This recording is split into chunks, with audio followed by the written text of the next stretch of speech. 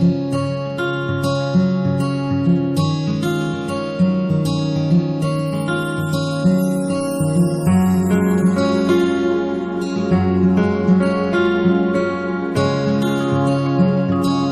very good evening to you. Welcome to our program, Marriage and Relationships. I'm your host, Mercy Kiare, and tonight our guest speaker we have Mr. John Ng'ang'a. He's also an author and he has written a book. Thank you so much, Mr. John Ng'ang'a, for coming tonight. Thank you. And the topic of discussion tonight will be, am I called to marriage? And Mr. Ng'ang'a, the first question I'll ask you tonight is when should a person get married? Good question. Very good question. I get my message in the book of Genesis, chapter 2, verse 18 to 25. It says, for this reason, a man shall leave his mother and father. The first thing we get here, and rejoin to his wife. The first thing we get here, a boy is not allowed to get married. So if you are a boy, it's not time to get married. Wait until you become a man. A girl is not supposed to get married. Child marriages are not biblical marriages. You must wait until the girl is old enough to be on her own, to be a woman. But what do we mean by a man? You're a man on 4 counts. Sometimes, number 1, it is physical. In other words, your body functions must be mature. That's why teenagers are not regarded as men or women. They are still growing. You find a teenager this height, the next time you find him that height. He's still growing. So I don't mean teenage marriage. Teenage marriages are really adult marriages. In fact, I'm told by doctors, when a teenage girl gets pregnant, they call it a difficult pregnancy. And in fact, they will want to admit the teenager in hospital in advance because the pelvic bone may not have developed enough to release the baby. Yet the ovaries were ready for the pregnancy. So you need to get everything ready. That's why you don't call yourself a woman when your pelvic bone is not ready to release a baby. You can see if the baby is forming in the womb and it can't come out, it will be chaotic. So, and the same thing. So the first thing we need to understand, the Bible is saying you have to wait until you're a man, and means physical. How will you be a man and you get married, and because you are too young, the woman cannot become pregnant? Now, what kind of a life is that going to be? So you need to feel that whatever, all the developmental, biological developments have happened before you can get married. Number 2, is also social. You know, if you get married at a time when society cannot recognize your marriage, it will keep interfering with your marriage. To be a man means society can recognize your decisions and you can hold separate, independent decisions. That's what you find, like in America, lots of them get married at 20, 21. Whereas here, you find people are getting older and older for their marriage. It's a society thing. It's not biological, it's just society. When does society recognize you as a separate entity? And you need, if you try to marry in advance, you see your parents not recognize your marriage, the society doesn't, and you have challenges along the way. Thirdly, if you are going to become a man, it means you are able to look after yourself. You can work, you are strong enough to work and feed your wife. You can't claim to be married and then you are feeding your wife on pocket money from your father. It's important that you yourself can work with your hands. God will bless the work of your hands so that you can eat. And we're not talking about becoming a rich man. That's not the issue. You don't have to be a rich man. But at least you should be able to feed 2 mouths, your wives and yours, without relying on your parents. If your parents give you an inheritance, that's different. But for regular to be depending on them, it will interfere. Remember, whoever pays the piper calls the tune. If your parents are actually the ones supporting you as a couple, they will start determining how you behave and what happens to you. So it's a dangerous thing for you to be not a man economically. You need to be a man economically means even if you are not rich, you do not depend on others. You work with your own hands, your wife contributes, the two of you. And within no time, God may bless you with the children. Yeah. Now those children, you can't ask a grandfather to be the one to support. If he chooses to support, that's different. But you should be able to take your children to school at your own cost, what you can afford. But if you are to have children for somebody else to look after, it's really, you can't say you're a man. And the Bible is saying a man shall live, not a boy. And it's important to understand. So you are physically man, you are socially a man, you are economically a man, you are also emotionally a man. Because you see, the moment you get married, your wife may have been depending on her mother for emotional support. Now you are the only one who can give because you are just the two of you in the house. However poor the house is your house.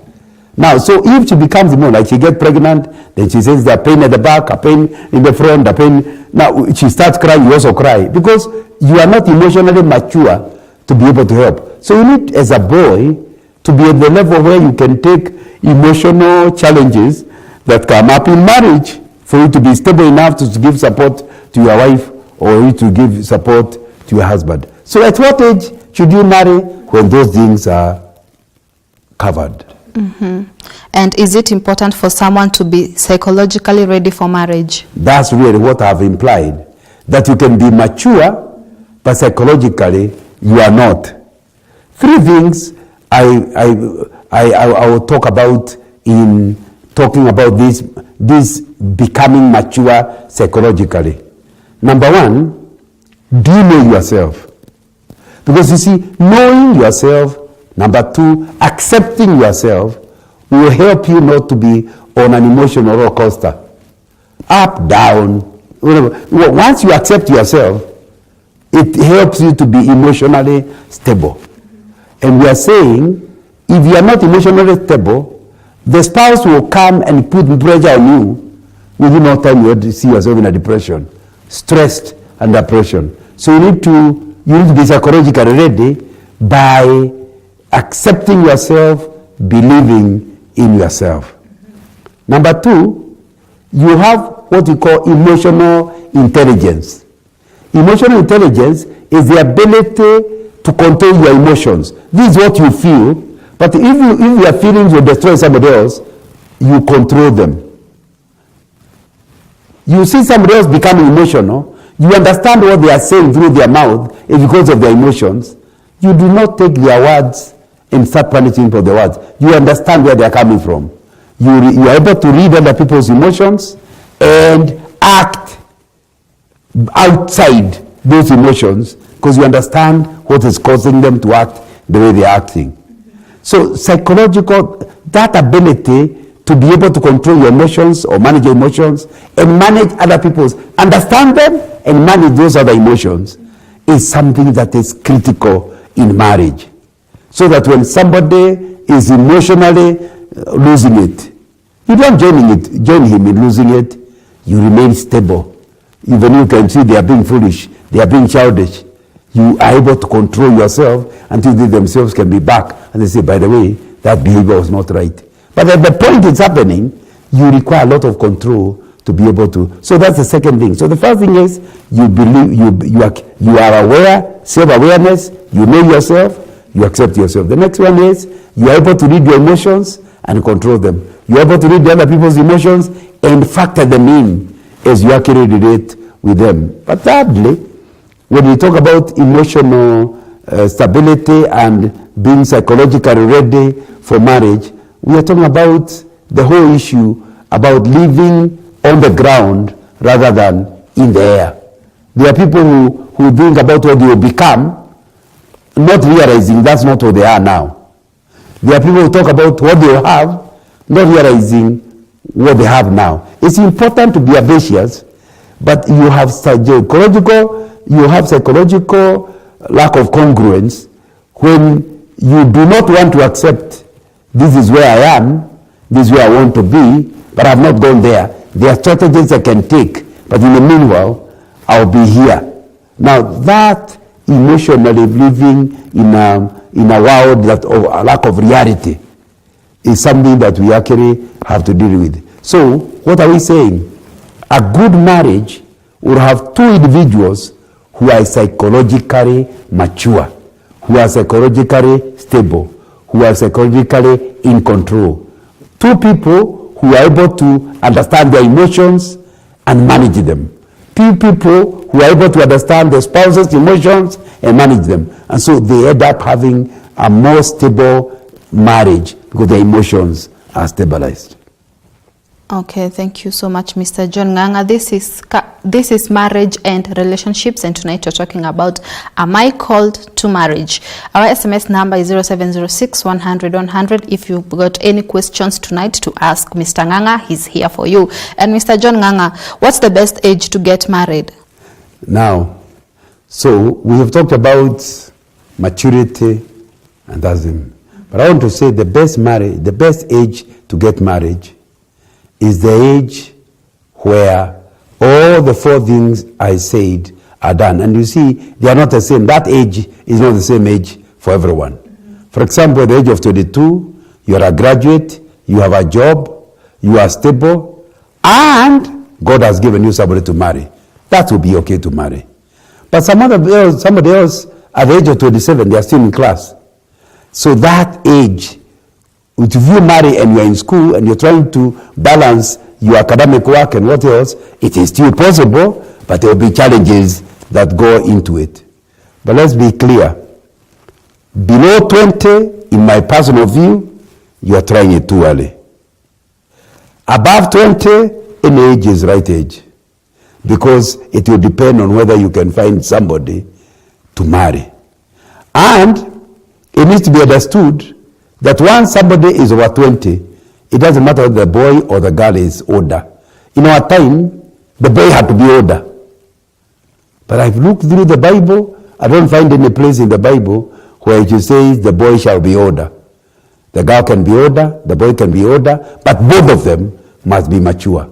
They must be mature in the way I defined it earlier. So what we are really saying is that the girl can be older, the boy younger, but are they compatible with one another?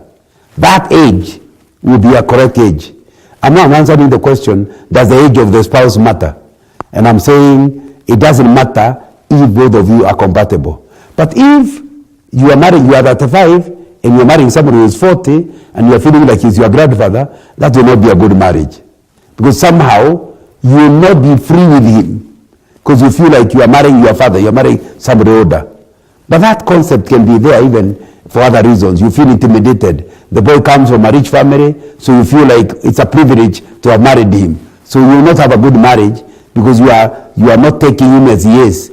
You are taking him from the wealth that he has actually had. And I think that will create a problem. So any age, but my suggestion, is not in the Bible, but even in the Bible, 20 years were taken as the age of maturity. I would say it will be older. Thank you so much. This is Marriage and Relationships, and tonight we are discussing the topic, am I called to marriage? We'll take a quick commercial break and be right back to hear more from Mr. Ng'ang'a. Stay tuned.